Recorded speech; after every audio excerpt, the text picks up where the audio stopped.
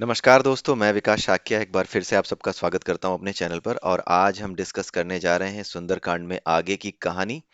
पिछली जो वीडियो थी उसमें हमने देखा कि किस तरीके से विभीषण जो है वो रावण को समझाने की बहुत कोशिश करता है कि वो सीता जी को वापस कर दे। वो सही बातें कहता है, लेकिन जिसकी बुद्धि मारी गई हो, जिसके दिमाग में केवल वासना और जिसके दिमाग में केवल अहंकार भरा हो, उसे ये बातें समझ में नहीं आती। ये बात भी हमें सुंदरकांड से पता चलती है कि जो व्यक्ति रावण बन जाता है, रावण बेसिकली केवल एक आदमी नहीं है। रावण एक विचार है, रावण एक एंटिटी है। एक ऐसी एंटिटी जिसका मतलब कोई एक विचार है, उस विचार ने एक मनुष्य का रूप जब ले लिया, तो वो रावण है। एक ऐसा विचार जिसके अंदर अहंकार है, जो किसी सही चीज को मानता नहीं, जो किसी चीज सही चीज को सुनना बंद कर चुका है, ज्ञान होने के बावजूद भी। ये भी आप ध्यान रखिएगा कि ज्ञान होने के बावजूद भी जो सही विचारों को सुनना बंद कर चुका है, जो सही बातों को मानना बंद कर चुका है, जिसकी वासना और जिसका अहंकार उसके लिए सबसे बड़ा हो चुका है, ऐसा ही विचार और ऐसा ही ज्ञानी ही क्यों ना हो, ऐसा ज्ञानी भी रावण ही है। ठीक है, तो रावण एक व्यक्ति नहीं है, रावण एक व्यक्तित्व है, और व्यक्तित्व विचारों की समष्टि होता है। उस विचारों की समष्टि को आपको समझना पड़ेगा। समष्टि हिंदी शब्द है, मैं आपको बता दूं। इंटीग्रेटेड फॉर्म, इसको शुद्ध इंग्लिश में, क्योंकि इंग्लिश भी एक ऐसी चीज हो चुकी है हमारे समाज में जो ज्यादा आसानी से लोगों की समझ में आने लगी है, क्योंकि हिंदी बहुत कम लोगों ने पढ़ना शुरू कर दी, समझना बंद कर दिया। तो समष्टि का मतलब होता है एक इंटीग्रेटेड एंटिटी। ठीक है, पूरी तरह से जो इंटीग्रेटेड एंटिटी होती है उसे समष्टि कहते हैं। तो एक जो रावण है वो व्यक्ति नहीं है, वो एक व्यक्तित्व है। एक इंटीग्रेटेड जो है क्वालिटी है। काफी चीजों को मिला करके एक इंटीग्रेटेड पर्सनालिटी जो बनाई गई है, काफी क्वालिटीज को मिला करके, गंदी क्वालिटीज को मिला करके जो एक इंटीग्रेटेड पर्सनालिटी बनाई गई है, भले ही उसमें ज्ञान क्यों ना हो, लेकिन अहंकार आ गया तो वो रावण है। और जो सही बातें सुन नहीं रहा, सही बातें समझना नहीं चाहता, सही विचारों को एक्सेप्ट नहीं करना चाहता, केवल अपने अहंकार में है, ये सोच करके, इस बात से निश्चिंत हो करके कि सारी सृष्टि मेरी रक्षा कर रही है, भगवान शिव मेरी रक्षा कर रहे हैं, मैं तो बहुत बड़ा शिव भक्त हूँ, चारों सभी दसों दिशाएं, उनके लोकपाल मेरे कब्जे में हैं, सभी देवी देवता मेरे कब्जे में हैं। तो इसका मतलब ये है कि अगर कोई व्यक्ति ये सोचता है कि वो दुनिया का भगवान हो गया है, दुनिया ही नहीं पूरे ब्रह्मांड में भी जिस ईश्वर की सत्ता है, उस ईश्वर की सत्ता को भी वो चुनौती दे चुका है, और उसके बाद उसके अंदर ये अहंकार आता है कि उसके लिए गलत और सही कुछ नहीं रह जाता। कुछ भी गलत नहीं है, कुछ भी सही नहीं है, जो वो चाहता है वही सही है, जो वो नहीं चाहता है वही गलत है। ऐसी चीजें जिसके विचार में आने लगे, ऐसा व्यक्तित्व जिसका हो, वो रावण है। रावण को पहचानिए, ये रावण है। अगर आपके भीतर भी ऐसा व्यक्तित्व है तो आप रावण ही हैं, भले ही आपके 10 सिर हो या ना हो। 10 सिर एक मेटाफर भी है, 10 सिर एक अलंकारिक भाषा भी है। 10 सिर का मतलब 10 तरह की दुर्बुद्धियां। एक सिर तो दिया गया था, लेकिन 10 तरह की जो दुर्बुद्धियां हैं, जो 10 तरह के सिर हैं, यानी 10 तरह के विचार जो आपके मन में आते हैं, जो कुछ कुछ कुछ कभी कुछ कभी कुछ कभी कुछ आपको बताते हैं, वो 10 सिर वाला रावण उसी का रिप्रेजेंटेशन है। ठीक है, उसी को रिप्रेजेंट करता है रावण, जिसके 10 सिर हैं, यानी 10 तरह के विचार जिसके मन में आते हैं। ठीक है, 10 तरह के विचार, दिशाएं भी 10 होती हैं, हर दिशाओं का अलग महत्व है। ठीक है, किसी दिशा में कुछ शुभ है, किसी दिशा में कुछ अशुभ, ऐसा जो है हमारे यहाँ बताया जाता है। राइट, केवल बताया नहीं जाता, दिशाओं का महत्व भी है। ठीक है, बताया जाने का कारण है कि अलग दिशा का अलग महत्व क्यों है। राइट, हर दिशा का एक अलग महत्व है। आप खुद इस चीज को महसूस कर सकते हैं कि हर दिशा में हर काम आप नहीं कर सकते। ठीक है, हर काम के लिए एक उचित दिशा होती है। सूर्य एक उचित दिशा में ही उगता है, चंद्रमा एक उचित दिशा में ही उगेगा। हर दिशा का अपना महत्व है। जिस दिशा से सूर्य की रोशनी आएगी, उसी दिशा से ऊर्जा आ रही है, पीछे से ऊर्जा नहीं आ रही है। आप सूर्य के पीठ पीठ करके खड़े हो जाएं और फिर ये सोचें कि सूर्य की ऊर्जा आपको मिल रही है, तो आपकी पीठ पर पड़ रही है वो।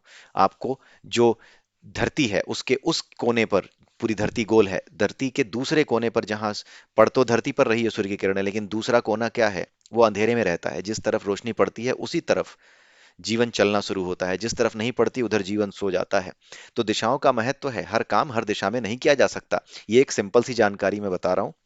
इसके अलावा भी सभी 10 दिशाओं का महत्व है। इन 10 दिशाओं में, कुछ दिशाओं में आप जो है ऊर्जा प्राप्त करते हैं, कुछ दिशाओं से जो है आपको गलत चीजें प्राप्त होती हैं, कुछ दिशाओं में विचार गलत होते हैं, कुछ दिशाओं में जो है अलग तरह की एनर्जीज होती हैं। हर दिशा में एक अलग तरह की एनर्जी एग्जिस्ट करती है, कुछ दिशाओं में नेगेटिव, कुछ दिशाओं में पॉजिटिव एनर्जी एग्जिस्ट करती है।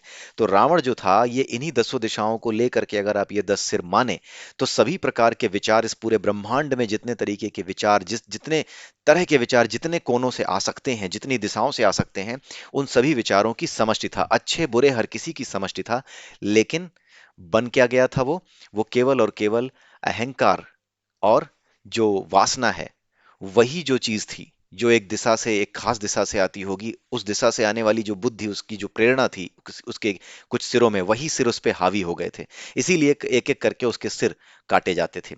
लेकिन आपने देखा होगा कि जब एक एक करके उसके सिर काटे जाते थे तो वापस उग जाते थे। इसका मतलब आप जानते हैं, इसका मतलब ये है कि आप चाहे कितनी भी कोशिश कर लें, ये जो सिर हैं, यानी ये 10 तरह की दुर्बुद्धियां जो आपके आसपास मौजूद हैं, इन 10 तरह के विचारों से, कुछ अच्छे कुछ बुरे, हर दिशा से आने वाले अच्छे बुरे विचारों से बने हुए लोग हमारे चारों तरफ हैं। आप इन्हें मार भी दें, अगर इनके शरीरों को भी मार दें, तो भी ये विचार, ये दिशाओं से आने वाली अच्छी बुरी चीजें, ये संसार में आती और जाती रहेंगी। ये इसका मतलब है, इसको ठीक से आप समझिए। जितने भी शास्त्र, वेद, पुराण हमारे यहाँ लिखे गए हैं, उनका एक मेटाफरिक मतलब है, उनका एक अलंकारिक महत्व है। रावण तो एक रिप्रेजेंटेशन है, वो तो एक ऐसा व्यक्ति, एक ऐसा ऐतिहासिक व्यक्ति बन गया कि उसको पूरे तरीके से रिप्रेजेंट कर दिया गया। क्योंकि इस संसार में जितनी भी चीजें हैं, ऐसा नहीं है कि वो पूरी तरह से झूठ है कि कोई रावण नहीं था, कोई राम नहीं थे। ये एक ऐसी चीज है, सिंस 10 दिशाओं से एग्जिस्टेंस है हमारा, 10 दिशाएं हमारे आसपास हैं, और इन्हीं चीजों से, नेचर की इन्हीं चीजों से हमारी पूरी बॉडी बनी है। कोई हवा में तो आई नहीं है, जो कुछ है इसी यूनिवर्स में है, तो इसी यूनिवर्स से हम बने हैं। ठीक है, इस यूनिवर्स की जो मटेरियल है, इस यूनिवर्स का जो मटेरियल है, जिसको जैन जो है वो पुद्गल कहते हैं। ठीक है, जैनियों के साहित्य में उसे पुद्गल कहा जाता है, जिससे हम बनते हैं। ठीक है, जिससे हमारा ये शरीर बनता है, उसको पुद्गल कहते हैं। और जो आत्मा होती है उसे जैनी जो है वो जीव कहते हैं। तो जीव और पुद्गल के मिलने से ये जो शरीर बनता है, यही मानव शरीर होता है, जिसकी मुक्ति का उपाय जैन धर्म में करने की बात की गई है। तो जो पदार्थ है जिससे ये शरीर बनता है, वो इसी ब्रह्मांड का हिस्सा है, ये कहीं और से नहीं आया है। ठीक है, उसी प्रकार से ये जो रावण था, ये सभी दिशाओं से आने वाले अच्छे बुरे विचारों का जो समष्टि था, उसके जो 10 सिर थे, वो इन्हीं दिशाओं से आने वाले सभी समस्त तरह के विचारों की, ऐसा नहीं कि उसको केवल इसी चीज का ज्ञान था, या उसके अंदर केवल बुराई थी, उसके अंदर हर दिशा से जितने तरह का ज्ञान, जितने तरह की चीजें हो सकती हैं इस पूरे की पूरी सृष्टि में, वो सारी की सारी चीजें उसके 10 सिरों के माध्यम से उसके पास थीं, सब भरी थीं। उसे धर्म का भी ज्ञान था, अधर्म का भी ज्ञान था। लेकिन कौन सा सिर ज्यादा एक्टिव हो गया? जो उसका विनाश नजदीक ला सकता था, यानी अहंकार और वासना की तरफ जो जाने वाला सिर था, जो वासना और अहंकार की तरफ जाने वाली बुद्धि थी, वो बुद्धि असक्रिय हो गई, और उसी एक बुद्धि ने उसके बाकी सारे के सारे पुण्य एक साथ नष्ट कर दिए। अब यही बात विभीषण जी रावण को समझाने का प्रयास करेंगे। ठीक है, आप जरा समझने की कोशिश कीजिएगा। ठीक है, आइए देखते हैं।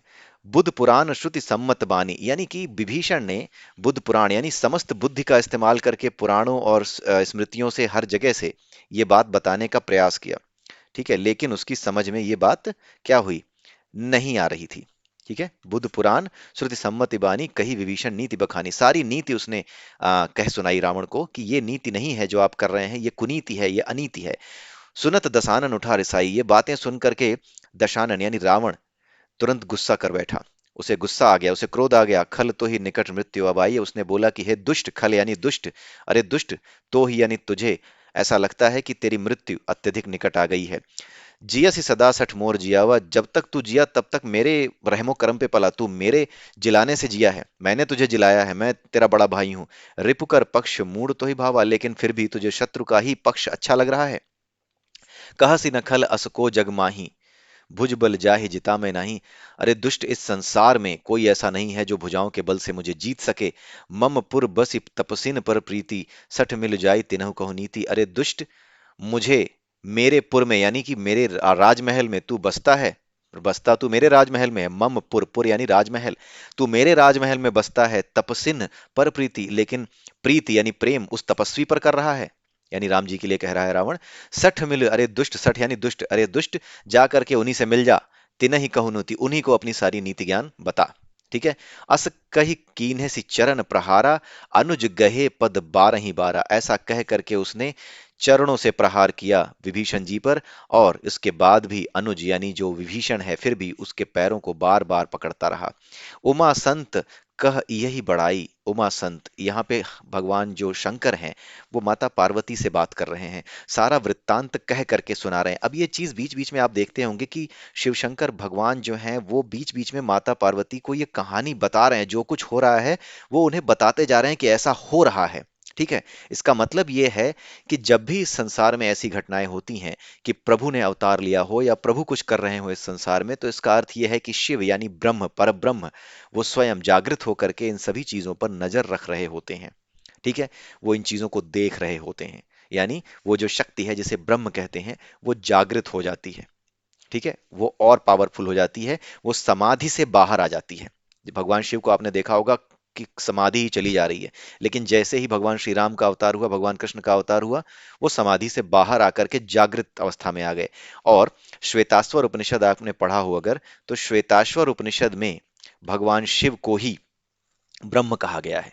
ये जो इस संसार को चलाने वाले हैं वही ब्रह्म है, वही भगवान शिव पर ब्रह्म है। ठीक है। उन्हीं के अलग अलग रूपों में अवतार होते हैं। ठीक है। कभी वही वो भी स्वयं ब्रह्म पर ब्रह्म है, और पर ब्रह्म के अवतार ये भी हैं। तो एक तरीके से सब एक दूसरे एक ही पर ब्रह्म के अंश हैं, चाहे शिव हो, चाहे वो क्या नाम है, कृष्ण हो, चाहे वो राम हो। ऐसे समझ लीजिए कि जो पानी है वो वही पानी जम जाए तो ठोस बन जाता है। ठीक है।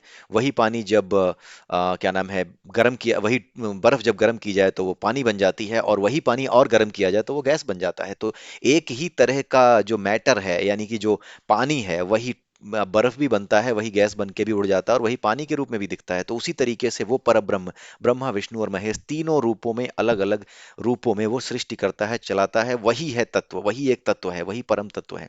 उसी के माध्यम से ये पूरी सृष्टि चलती है। तो एक खासियत ये है कि जब इस तरह की चीजें होती हैं तो वो जो शक्ति है जिसे ब्रह्म कहते हैं, यानी शिव जी कहते हैं, भगवान शिव हैं जो, वो जागृत हो जाते हैं, जागृत स्टेट में रहते हैं, वो समाधि की स्टेट में, यानी कि ये पूरी की पूरी सृष्टि समाधि स्टेट में नहीं रहती, वो जागृत अवस्था में आ जाती है। चेतना, हमारी चेतना से उस चेतना का मिलन हो जाता है।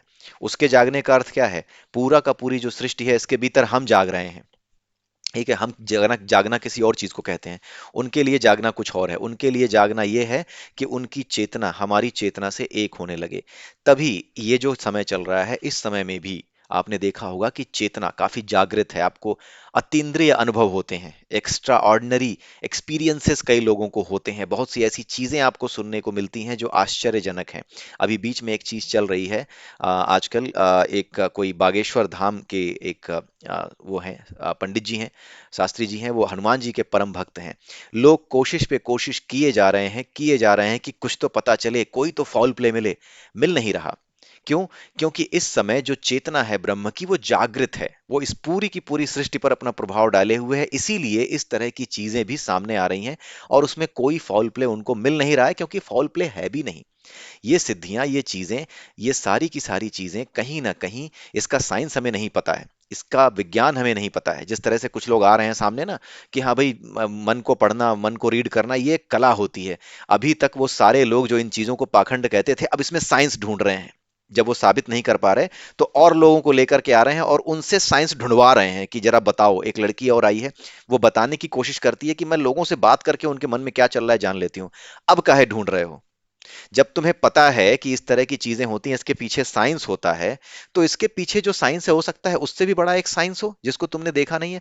सबसे बड़ी मक्कारी तो वामपंथियों की ये है कि जो उनको पता नहीं है वो होता नहीं है। हमने देखा नहीं तो एग्जिस्ट नहीं करता, हमें पता नहीं है तो वो पाखंड है। तो ये तो मतलब, अगर अगर आप देखा जाए, अगर ये कहते हैं कि जो मुझे पता नहीं वो पाखंड है, तो फिर तो सबसे बड़े भगवान यही हैं। भगवान इन्हीं को घोषित कर दिया जाए फिर, और इनको यही चाहिए ही, इन्हें ही भगवान घोषित करवाना है खुद को, यही कारण है ताकि ये राज कर सकें। वामपंथियों और कम्युनिस्टों की यही खासियत होती है कि वो इसी तरीके से मन मस्तिष्क पे राज करते हैं। जो असली ईश्वर है वो आपके मन मस्तिष्क से हटा करके स्वयं को ईश्वर के रूप में प्रतिष्ठापित करके, खुद ईश्वर नहीं कहते खुद को, खुद तो ये कहते हैं कि ईश्वर होता ही नहीं, लेकिन अपनी विचारधारा को, अपने आप को उनके अंदर उतार देते हैं जो भोली भाली जनता है, और तब ये राज करना शुरू करते हैं। और उसके बाद इनका असली खेल शुरू होता है, क्योंकि ये नास्तिक होते हैं, ये जानते हैं कि जब जब तक हाथ में, क्योंकि ये समझते हैं कि जिसके हाथ में पावर है वही सब कुछ है, पावर को ही ये सब कुछ समझते हैं। इसीलिए ये निर्दयी और क्रूर हो जाते हैं जब ये सत्ता में आते हैं। आप पूरे विश्व का इतिहास उठाकर देख लीजिए, कहीं पर भी कम्युनिस्टों का शासन, डेमोक्रेसी नहीं है वहां। क्यों नहीं है? क्यों? क्योंकि ये नास्तिक होते हैं। इन्हें यही लगता है कि सारी की सारी चीजें मनुष्य खुद करता है, कोई तीसरी तख्ती नहीं है, मनुष्य ही खुद करता है, तो मनुष्य को ही करना पड़ेगा। इसलिए अगर हमें बचना है तो हमें ही उपाय करने होंगे। और उपाय क्या होते हैं?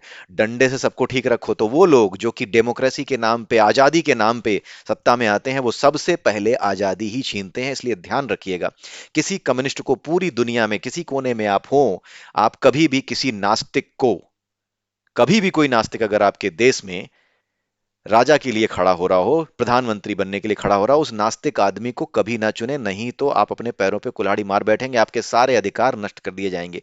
किसी नास्तिक को कभी सत्ता ना दें, कभी ना दें, कम्युनिस्ट को कभी ना दें, अन्यथा ये सब कुछ नष्ट कर देंगे। ठीक है? क्योंकि ये डरपोक होते हैं, इन्हें यही पता होता है कि जो कुछ है आदमी करता है, तो इसलिए इनका डर खत्म हो जाता है। इन्हें लगता है कि जब सब कुछ आदमी ही करता है तो मैं ही आदमी हूं, मुझे ही अपना सत्ता बचाने के लिए क्या करना होगा? लठ चलाने होंगे। फिर वो लठ ही चलाता है। इसी कारण से किसी कम्युनिस्ट कंट्री में आप देख लो, डेमोक्रेसी नाम की चीज नहीं होती। और हर देश में ये बदमाश इतने होते हैं कि हर देश में सबसे ज्यादा हमें आजादी चाहिए, कुछ ले जा रहे हैं हमारे अधिकार, सबसे ज्यादा बातें यही गधे करते हैं। सावधान रहिए इनसे। चेतना इस समय बहुत ही उच्च स्तर पर है। जो ब्रह्म चेतना है वो सबसे उच्च स्तर पर है। ये जो बातें हैं ना, ये जो आप जो देख रहे हैं कि उमा, भगवान शिव जो है, उमा यानी माता पार्वती से जो बात कर रहे हैं बीच बीच में, ये एक संदेश है आपके लिए कि जब भी अवतार होते हैं, जब भी चीजें इस संसार में इस तरह की होती हैं, तब उस समय क्या होता है? तब उस समय ब्रह्म चेतना जागृत होती है। इसीलिए आपको अतीन्द्रिय अनुभव होते हैं। वो सारी चीजें जो आप, हमारी पिछली पीढ़ी ने सोची नहीं थी, बस ये समझते थे कि प्रभु की लीला है, अब उसके रहस्य सामने आते हैं। दिखता है कि हाँ, ऐसा भी होता है क्या। और आप ये मान के चलिए, ये लोग चाहे कुछ भी कर लें, ठीक है, मैं नहीं जानता सच क्या है, मैं उस विद्या को भी नहीं जानता, लेकिन मैं ये बता दूं कि बागेश्वर धाम को लेकर के जो भी खोज चल रही है ना, हनुमान जी की कृपा से कोई नास्तिक, कोई वामपंथी, कोई बदमाश कुछ साबित नहीं कर पाएगा। ये जिस तरह से उठा है ना विवाद, उसी तरह से इसका पटाक्षेप हो जाएगा, लेकिन बागेश्वर धाम का कोई कुछ बाल तक माका नहीं कर पाएगा। ये लिख के आप रख लीजिए, कोई फाउल प्ले आपको नहीं पकड़ में आएगा, क्योंकि ये अलग लेवल की चीजें हैं, ये अलग स्तर की चीजें हैं। इनका भी अपना एक साइंस है जो सनातन धर्म के अंदर कवर है। ये विशेष तरह की चीजें हैं, ये एक तरह की फ्रीक्वेंसी का मैच है। एक अलग खास तरह की फ्रीक्वेंसी पे आपको एक खास तरह की सिद्धि मिल जाती है, आपको समझ आने लगता है। अरे छोटी छोटी सिद्धियां तो आपके पास भी होती हैं। किसी आदमी का चेहरा देख के आप नहीं जान जाते हो क्या कि ये लग रहा है गुस्से में है? राइट? ये हमारे बहुत ऊपर के स्तर की बात है। लेकिन चेहरा देख के आप जान तो जाते हो ना कि आंखें, चेहरा, भौहें देख करके लग रहा है कि ये गुस्से में है, ठीक है, अभी इससे बोलना ठीक नहीं है। राइट? उसी तरीके से थोड़ा और अंदर जब जाता है आदमी, थोड़ा और सूक्ष्मता से जाता है आदमी, तो इन हाथों की उंगलियों का आकार देख के, चेहरे का आकार देख के, हाथ पैर देख करके, उसके विचार देख करके सब कुछ जानने लगता है कि इस आदमी का व्यक्तित्व कैसा होगा। ऐसा नहीं है कि ऊपर से कोई आता है, हेलो ये आदमी ऐसा है, ऐसा कुछ नहीं होता है। ये इन गधे वामपंथियों को नहीं समझाया जा सकता। ये आप ये समझ लीजिए कि ये केवल और केवल अनुभव किया जा सकता है, और उस अनुभव के आधार पे ये अनुभव इतना तगड़ा होता है कि आपको यही लगेगा कि ये सच है, इसमें कोई फॉल प्ले नहीं है, यही है, बस यही सच है जो मेरे विचार में आया है। ये अलग अनुभव होता है, और वही वो कहता है। तो ये सारी चीजें, मैं फिर से कह दूं, मुझे बिल्कुल नहीं पता है कि वहां क्या हो रहा है बागेश्वर धाम में, या किस तरीके से वो करते हैं, या किस तरह की सिद्धि वो है, लेकिन मैं ये बता दूं गारंटीड कि कोई फाउल प्ले कहीं से पकड़ में नहीं आ पाएगा, क्योंकि मुझे इतना पता है कि ये सारी चीजें एक अलग लेवल के साइंस पे होती हैं, वहां पे ये की जाती हैं, वहां पे इस तरह से किया जाता है, इस तरह की चीजें आती हैं। जब आप एक खास स्टेट ऑफ माइंड में अपनी सोल को एक खास स्टेट तक ऊपर उठा लेते हो, भक्ति के माध्यम से या फिर ज्ञान के माध्यम से, किसी भी माध्यम से, कर्म, ज्ञान, भक्ति, यही मार्ग हैं, इनके माध्यम से एक लेवल तक जब आप उठा लेते हो, तो ये चीजें आपके सामने आने लगती हैं। कुछ लोग इनको सामने नहीं रखते, कुछ लोग ये सामने रखने लगते हैं। सामने रखने का कोई औचित्य नहीं होता। सामने रखना तब पड़ता है, जैसे भगवान कृष्ण के पास असीम शक्तियां हैं, वो किसी को भी मार सकते थे। जिसके पास इच्छा मृत्यु का वरदान है, उसे भी वो मार सकते थे, ठीक है, लेकिन फिर भी उन्होंने कहा कि नहीं, लड़ाई के मैदान में मैं अस्त्र नहीं उठाऊंगा। क्यों? क्योंकि ये सिद्धियां दिखाने के लिए नहीं होती हैं, लेकिन जब धर्म खतरे में आ जाता है, तब ये सिद्धियां सिद्ध पुरुष दिखाते हैं, ताकि दुष्टों को, राक्षसों को भयभीत किया जा सके, उन्हें समझाया जा सके कि तुम्हारी अब दाल नहीं गलने वाली। इसीलिए ये चीजें होती हैं। इसलिए इस समय में बड़े फूंक फूंक करके आप कदम रखें। किसी तरह की गलती या किसी तरह के गलत विचार अपने मन में आने ना दें। केवल और केवल प्रभु का भजन आपका कल्याण कर सकता है, और कोई चीज आपका कल्याण नहीं कर सकती। भजन का एक अलग अर्थ है। ये नहीं कि बस लेके ढोलक बैठ गए हैं और गाए जा रहे हैं, बस उठ गए और भजन हो गया। Bhajan is a different thing. It's a complete exercise. ये पूरी तरह से एक एक्सरसाइज है जहां पे आप अपनी मेंटल स्टेट को एक अलग स्टेट के साथ कंबाइन करते हैं, जिसमें करुणा है, असीम करुणा है, और lot of compassion is there. हर चीज के साथ कंपैशन आपकी जब जुड़ जाती है, इस लेवल पे आ जाती है कि किसी कुत्ते के साथ आप बैठे तो कुत्ते को यह ना लगे कि ये इंसान है, उसे भी ये लगे कि इसके भीतर भी मेरे जैसा ही कोई है। ऐसा ना सोचे कि हाँ ये कुत्ता, ये क्योंकि कुत्ता ये नहीं जानता कि उसे कुत्ता कहा जाता है, ये सच्ची बात है। उसे नहीं पता है कि उसे कुत्ता कहा जाता है, ये तो हम कहते हैं उसे। उसे नहीं पता है कि कुत्ता कहा जाता है उसको। किसी कुत्ते को नाम कुत्ता रख दो और कुत्ता कुत्ता करके बुलाओ तो वो आने लगे, बात अलग है, लेकिन कुत्ते को नहीं पता कि उसे कुत्ता कहा जाता है। ठीक है। तो उसके भीतर जो कुछ है, जब उसे ये लगने लगे कि ये जो मेरे पास आके बैठा है ये भी मुझसे अलग नहीं है, ये भी वही है जो मैं हूं, मेरे भीतर जो है वो यही है, राइट। जब हम किसी कुत्ते के पास बैठे तो हमें ना लगे कि ये कुत्ता है, बस मुझे ये लगे कि ये भी वही ऊर्जा है जिस ऊर्जा के अंतर्गत मेरे अंदर जो है एक जीवन है, उसी ऊर्जा के अंतर्गत इसके अंदर भी एक जीवन है। ये मुझसे अलग नहीं है। चाहे वो गाय हो, चाहे कुत्ता हो, बैल हो, कोई पापी हो, कोई अच्छा आदमी हो, बुरा आदमी हो, कोई भी हो, जब सबके भीतर आपको वही एक ऊर्जा दिखाई देने लगे, वही एक करुणा दिखने लगे, तब समझिए कि भजन हो गया आपका। यही भजन है। और इसको अलग अलग शब्दों में गाने के माध्यम से इसलिए किया जाता है ताकि आपकी फ्रिक्वेंसी सेट की जा सके, आपका मन आनंदित हो सके। आपका मन जब उस स्टेट में आता है, जब आनंदित होता है, तो वो बाकी चीजों को हटाने लगता है। ऐसे ऐसे समझिए कि एक चादर है जिसमें धूल है, उस चादर को जब आप भटकते हैं तो धूल के कण जो भाग जाते हैं। ये भटकना ही भजन करना है, ताकि ये धूल के कण, ये जो वासनाएं हैं, ये भाग जाएं। ये जो चिंताएं हैं, ये जो द्वेष है, ये जो परेशानियां हैं, परेशानियों के विचार हैं, ये भाग जाएं। इसीलिए ये चादर फटकनी होती है। यही चादर फटकने से ही आप इसको समझ सकते हैं भजन क्या होता है। ठीक है। अब यहाँ पर भगवान शंकर ये बता रहे हैं कि हे उमा, हे पार्वती, जो संत होते हैं, जैसे उसकी बात कर रहे हैं, विभीषण की बात कर रहे हैं, जो संत होते हैं उनकी यही बहुत बड़ी बात है कि जो उनका बुरा करता है उसका भी वो भला चाहते हैं। मंद करत जो करई भलाई, तुम पितु सरिस भले ही मोहि मारा। आपने मुझे भले ही पिता की तरह क्योंकि बड़ा भाई एक पिता की तरह ही होता है पिता के जाने के बाद, तो भले ही पिता की तरह आपने मुझे मारा। राम भजें हित नाथ तुम्हारा, लेकिन भगवान श्री राम का जब आप भजन करेंगे तभी आपका हित होगा। ठीक है। राम का भजन यानी इस सृष्टि का, इस संपूर्ण सृष्टि का भजन, इस सृष्टि की एक एक चीज से प्रेम। हर चीज में राम है। आपने कबीरदास जी की वो लाइन सुनी होगी, एक राम राजा का बेटा, एक राम घट घट में बैठा, एक राम का सकल पसारा, एक राम सबसे न्यारा। तो जो सबसे न्यारा है उसका ये पसारा है सब कुछ, और वही पसारा हमारे अंदर भी है। और वही पसारा राजा के बेटे के रूप में भी हमारे सामने कभी कभी आ जाता है। अवतार की बात कर रहे हैं। ठीक है। मूर्ख लोग इसका एक अलग मतलब निकालते हैं, कहते हैं कि वो राम को राजा का बेटा कह रहे हैं कि हाँ उनको एक कोई महत्व नहीं दे रहे हैं कबीरदास। ये वामपंथियों की बदमाशी है, इन पे ध्यान ना दें। ये खैर खत्म हो जाएंगे धीरे धीरे करके, क्योंकि इनकी छीछा लेदर अब शुरू हो चुकी है। इन्होंने जो किया है ना, अब ये छीछा लेदर इनकी शुरू हो गई है। इनको कभी भी दूसरे जो धर्म के लोग हैं, जहां पे वो उछल उछल करके जब वो औरतों को छूते हैं तो वो पागलों की तरह, जैसे कि भूत भाग रहा है, ऐसे ऐसे करके नाचती हैं, जमीन पे गिर जाती हैं। इस समय इन गधों को साइंस दिखाई देता है क्या? इनका विरोध क्यों नहीं करते? और जब इनसे पूछा जाता है तो कहते हैं कि नहीं, हमने उनके खिलाफ भी किया। अरे गधों, जब किया है तो चल क्यों रहा है ये? इनके मन में इनकी नीयत सही नहीं है, इनकी नीयत खोटी है, इसलिए आप कमजोर ना हो। ठीक है। तो तुम पितु सरिस भले ही मोहि मारा, राम भजे हित नाथ तुम्हारा, सचिव संग लय नभ पथ गयउ, सबहि सुनाई कहत अस भयउ। और उसके बाद विभीषण अपने सभी मंत्रियों को, अपने सभी सचिवों को लेकर के आकाश के रास्ते भगवान राम के पास जाने लगा, और सबको ये सुनाता हुआ गया, राम सत्य संकल्प प्रभु सभा काल बसि तोरी। ये सबको सुनाता हुआ गया कि भगवान राम सत्य संकल्प प्रभु हैं, और तुम्हारी सभा, हे रावण, हे तुम्हारी सभा काल के वश में आ चुकी है। यह सभा अब काल के वश में आ चुकी है, तुम्हारा विनाश निश्चित है।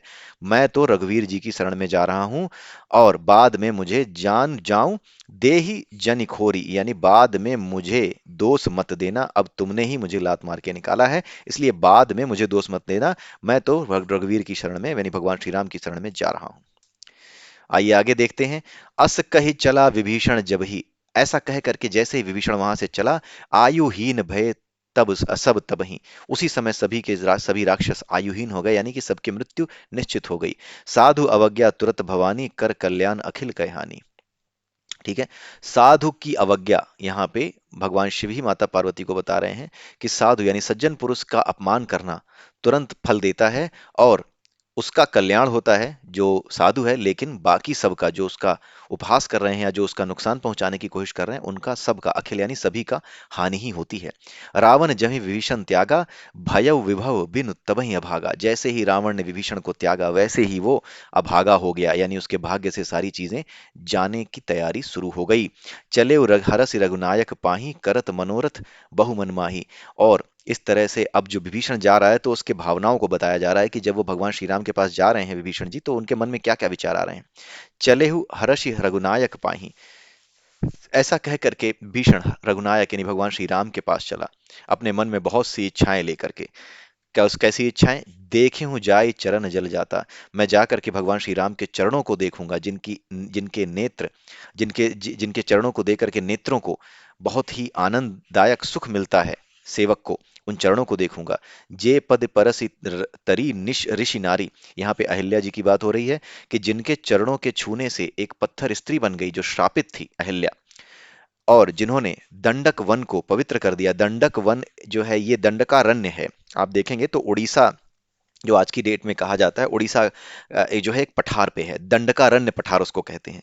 अगर आपने थोड़े बहुत ज्योग्राफी आपको पता होगी, अगर इंडियन ज्योग्राफी आपको पता होगी, फिजिकल फॉर्म ऑफ इंडिया आपको पता होगा, तो आपको पता होगा कि एक दंडकारण्य है।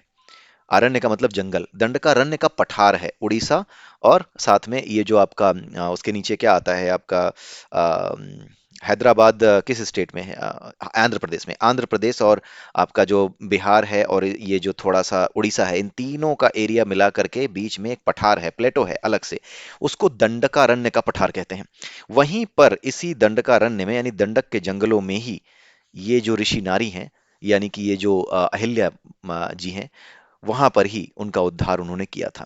जे पद जनक सुता और लाए, जिनके चरणों को जनक सुता यानी माता सीता ने अपने हृदय में बसा रखा है। कटप कपट कुरंग रंग संग धाये, हर उर सर सरोज पद जेई, अहो भाग्य में दिखी हूं सोई। ठीक है। तो यहाँ पर माता सीता ने जिनके चरणों को अपने हृदय में बचा रखा है, और हर उर सर, और भगवान शंकर जिनके चरणों को अपने मन में बचाए बसाए रखते हैं, जिनके चरणों को सदैव जो है अपने ध्यान में रखते हैं, आज मैं भी उनको देखूंगा। ठीक है। जिन पायन के पादुकनि भरत रहे मन लाई, यानी जिन पैरों की पादुकाओं को, जिन चरणों की पादुकाओं को भरत ने अपने मन में बसा रखा था, आज उन चरणों को जाकर के इन आंखों से देखूंगा। अब यहाँ पर देखिए, भगवान श्री राम के चरणों को बहुत इंपॉर्टेंट दिया गया है।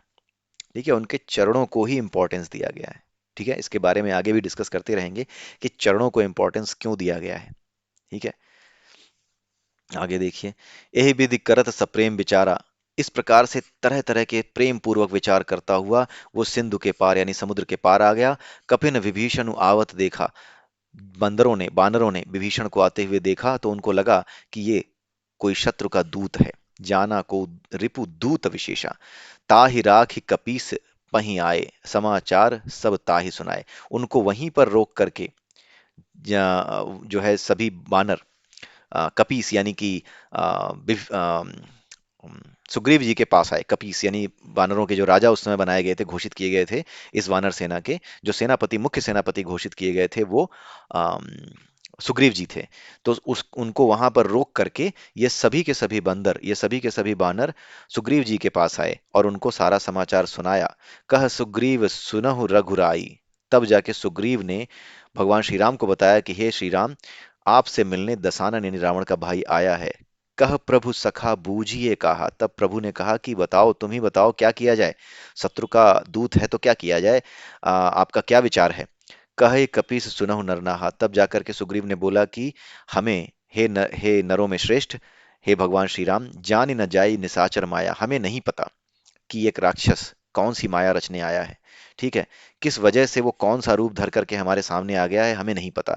भेद हमार ले न सठावा, हो सकता है वो हमारा भेद यानी हमारा राज जानने आया हो। राखी बांध मोह यस भावा, इसे बांध लेते हैं यहीं पर, मुझे तो यही सही लग रहा है।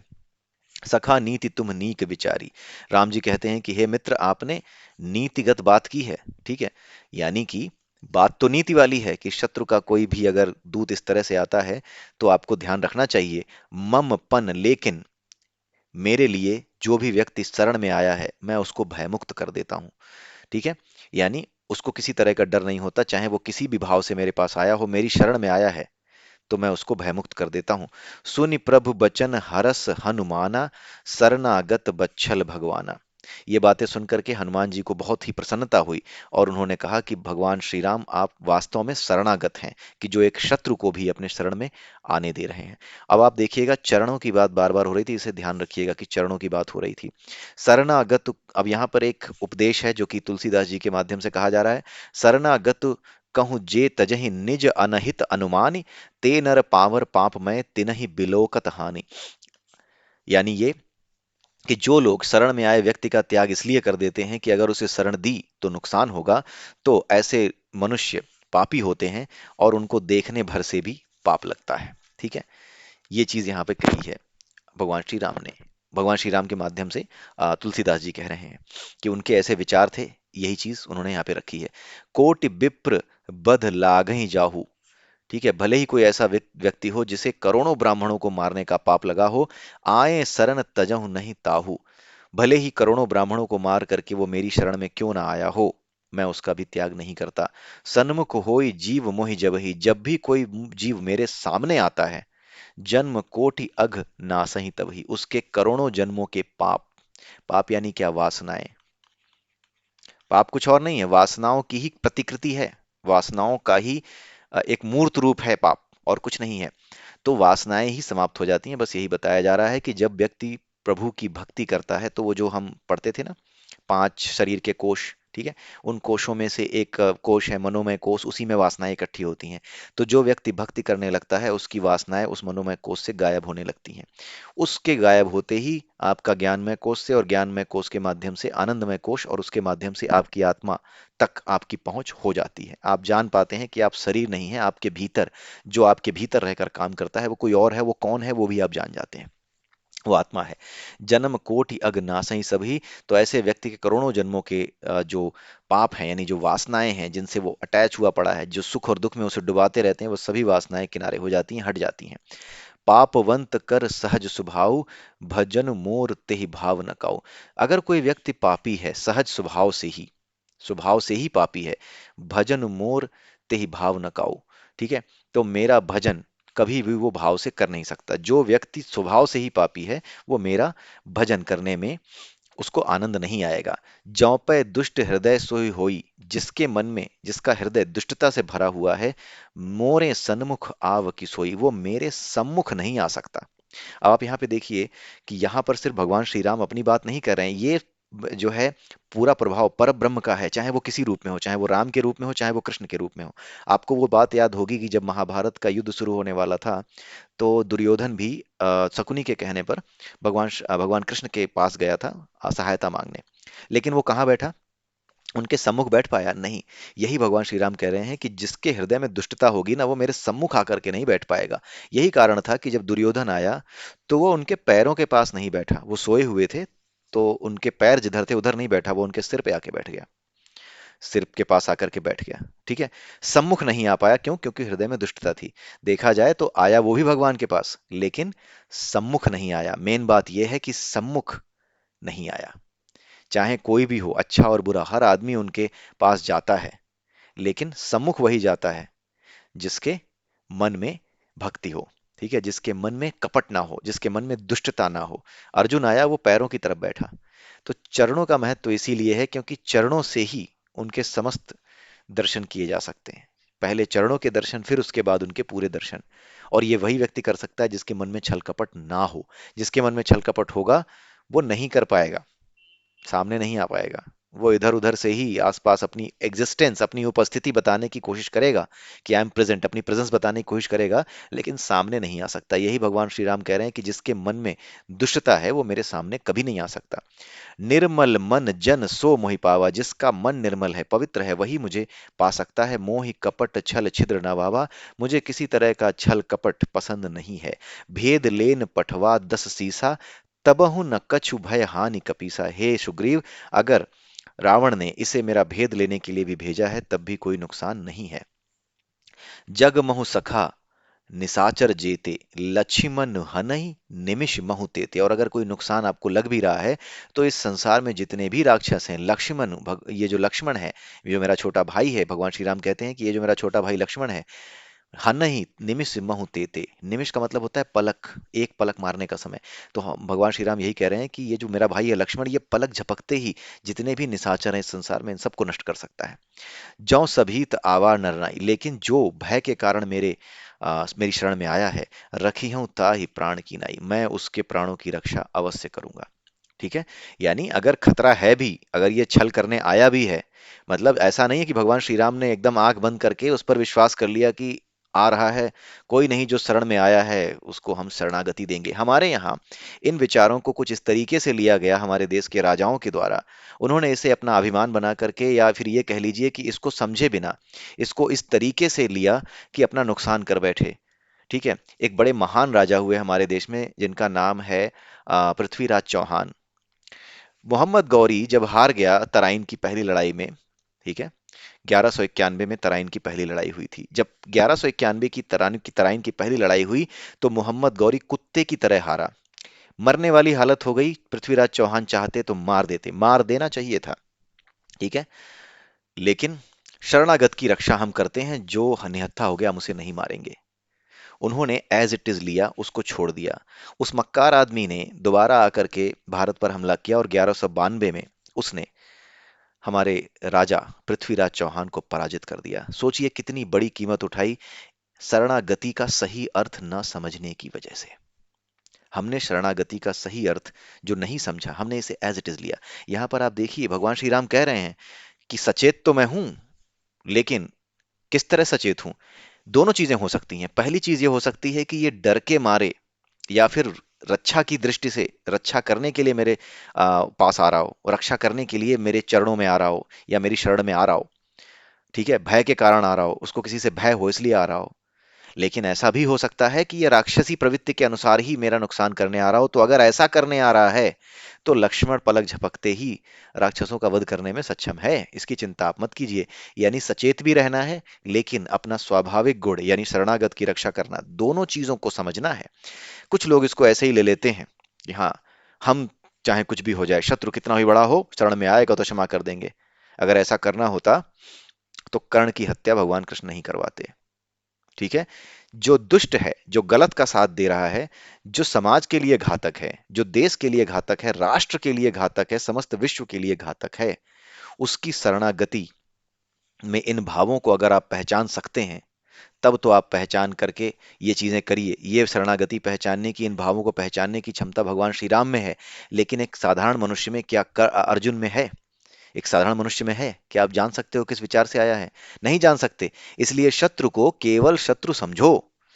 जब वो मृत्यु की ओर जाने लगे, जब आप उसे परास्त करने की स्थिति में आओ, तो ये मत समझो कि मैं बड़ा महान काम करूंगा और इसे शरणागति दूंगा। नहीं, आप भगवान नहीं हो। आप नहीं जान सकते कि शरणागति की इच्छा से आ रहा है या फिर ये राक्षसी प्रवृत्ति के मार्ग से आया है। इसीलिए भगवान कृष्ण ने अर्जुन के माध्यम से हम सबको आज्ञा दी है कि शत्रु के साथ शत्रुता का ही व्यवहार करें। जो आपका नुकसान करने आया था, आज उसके हाथ पैर आपने कमजोर कर दिए, आज उसके हथियार गिरा दिए, तो वो शरणागति लेगा? शरणागति पहले ली जाती है। युद्ध होने ही न दिया जाए, यही शरणागति है। किसके प्रति? शांति के प्रति शरणागति है, समाज के प्रति शरणागति है, विश्व के प्रति शरणागति है। लेकिन जो विश्व का ध्यान रखे बिना, समाज का ध्यान रखे बिना युद्ध में पूरे समाज को ढकेल दे, और जब हारने लगे, जब मरने लगे, जब कुत्तों वाली हालत उसकी हो जाए, तब वो कहे कि मैं शरण में आ रहा हूं, उसकी तरह, मोहम्मद गौरी की तरह, और उसे आप माफ कर दें, ये नहीं करना है। यही बात भगवान कृष्ण ने अर्जुन को समझा दी थी पहले ही, जब कर्ण को अवध किया।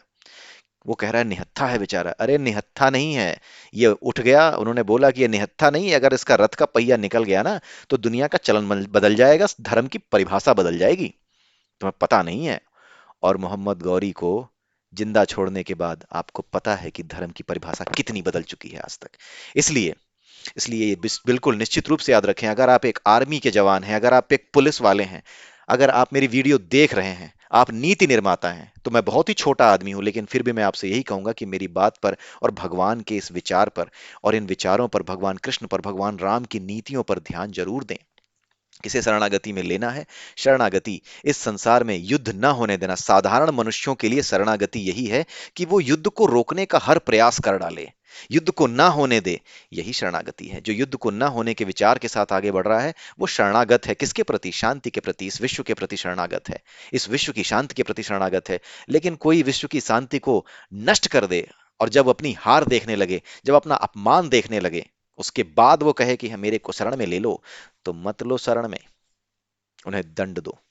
ठीक है, यही कहना चाह रहे हैं यहां पर भगवान श्री राम, ये संदेश देना चाह रहे हैं। ये जो सुंदर कांड है, ये केवल और केवल एक कहानी नहीं है भगवान श्री राम की, ये पूरी पूरी पूरे तरीके से एक कर्मयोगी का नीति शास्त्र है। इसको आप ध्यान में रखें। आइए अब यहां पर देखते हैं, उभय भाई भांति तेहि आनहु, हंस कही कृपा निकेत, जय कृपाल कही चले अंगद हनु समेत। ठीक है, ऐसे इस तरह से उभय भांति तेहि आनहु, उसी इस प्रकार से उनको हंस कर के भगवान श्री राम ने कहा, किसको? सुग्रीव को। ठीक है, और साथ में कृपा निकेत यानी कि कृपा के जो सागर हैं वो यानी भगवान श्री राम, उनके साथ चल पड़े सुग्रीव से मिलने, विभीषण से मिलने। जय कृपाल कही चले अंगद हनु समेत। तो जितने भी बानर थे वो सभी के सभी जय कृपाल यानी जय श्री राम करते हुए अंगद और हनुमान जी के साथ विभीषण को देखने चले। ठीक है, आइए अब देखते हैं। सादर ते ही आगे करी बानर, चले जहां रघुपति करुणा कर, दूर ही ते देखे दो भ्राता, नयनानंद दान के दाता। ठीक है, सादर ते ही आगे करी बानर, उनको वानर जो है भगवान श्री राम को आदर के साथ आगे करके वहीं चले जहां पर कि भगवान श्री राम जा रहे थे यानी विभीषण से मिलने। और विभीषण ने क्या किया? दूर से ही उन दोनों भाइयों को आते देखा और उनकी आंखें, उन्होंने ऐसा माना जैसे कि मेरी आंखें पवित्र हो गई हैं, मेरे नयनों को अभूतपूर्व आनंद हुआ है, ऐसा उनको महसूस हुआ। बहुरी छाम बहुरी राम छवि धाम बिलोकी, रहे ठट्टुक की एक टक पल रोकी। वो बहुरी यानी उसके बाद भगवान श्री राम की छवि को वो निहारने लगे। कौन? विभीषण। और एक टक होकर के उनकी छवि को देखने लगे। भुज प्रलंब कंजारुन लोचन, उनकी भुजाएं लंबी थीं, उनके नेत्र बहुत बड़े बड़े थे। श्यामल गात प्रणत भयल मोचन, और उनका पूरा का पूरा शरीर का रंग श्यामल यानी नील वर्ण का था। नीले रंग के दिखाए जाते हैं ना भगवान का शरीर, जो सांवला रंग होता है उसको नीले रंग से दिखाया जाता है। तो वो जो नीले रंग का जो उनका शरीर है, वो भय भीत व्यक्ति के भय का नाश करने वाला है। सिंध सिंह कंध आयत उर्सोहा, इसका मतलब आप समझ रहे हैं नीले रंग का भी एक महत्व है। अगर आपको डर लगता है, आप अगर इस तरह के हैं कि भयभीत हो जाते हैं, अचानक से धक से हो जाता है हृदय, तो अपने घर में या अपने जगह पे आप नीले रंग का जो भगवान की मूर्ति होती है वो नीले रंग की लें और अपने घर में रखें। नीले रंग के बैकग्राउंड वाला या नीले रंग की जो छाया होती है, नीले रंग का जो शैडो होता है, उस शैडो में बनी हुई भगवान की जो प्रतिमाएं, भगवान की जो फोटो हैं, उनको अपने घर में या फिर नीले रंग के प्रकाश को किसी कमरे में जहां भगवान की है वहां पर लगाने का प्रयास करें। भय से दूर करने वाला होता है नीला रंग। ठीक है, वो दूर दूर करता है भय को। ठीक है, लाल लगाएंगे, पीला लगाएंगे तो समस्या होती है, पीले से नहीं होती लेकिन नीले से क्या होती है? वो भय, अगर जरा सा भी आपके मन में भय है या कुछ है तो आपको वो दूर कर देगा भय। ठीक है, 0 वाट का बल्ब या कुछ भी, या फिर भगवान के जो वो है मंदिर है आपके घर में, वहां पर नीले रंग का बल्ब, इन चीजों का इस्तेमाल आप कर सकते हैं अगर आप भय ज्यादा आपको लगता है तो, डर ज्यादा आपको लगता है तो। ठीक है, सिंह कंध आयत उर सोहा, सिंह कंध यानी उनके कंधे शेर की तरह थे। ठीक है, आनन अमित मदन मन मोहा, उनका जो आनन यानी मुख बहुत ही ज्यादा सुंदर और मनमोहक है। नयन नीर पुलकित अतिगाता, मन धरि धीर कही मृदुआता। उनके इस रूप को देख करके विभीषण मन ही मन बहुत ही प्रसन्न हुआ और उसकी आंखों से आंसू बहने लगे और पूरा का पूरा शरीर, जैसे होता है ना गूज बम्प्स, ठीक है, पुलकित होना। हम कहते हैं ना गूज बम्स आ रहे हैं, हिंदी में आप सुन लीजिए, शुद्ध हिंदी में गूज बम्स को पुलकित होना कहते हैं। ठीक है, गूज बम्स को पुलकित होना कहते हैं। गूज बम्स की हिंदी है पुलकित होना। ठीक है, गूज बम्स की हिंदी होती है पुलकित होना। ठीक है, और पुलकित होकर के उन्होंने अपने मन में धीरज धर के ये बहुत ही मीठी बात कही, नाथ दसानन कर मैं भ्राता, हे रावण, हे भगवान श्री राम, मैं रावण का भाई हूं, निशिचर वंश जन्म सुर त्राता, मैं निश्चरों के वंश में यानी राक्षसों के वंश में मेरा जन्म हुआ है।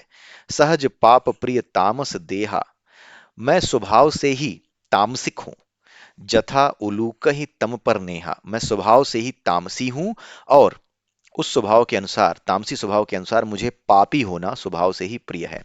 जथा उलूक ही तम पर नेहा, ठीक उसी तरीके से जैसे जो उल्लू होता है उसे अंधेरे से विशेष प्रेम होता है।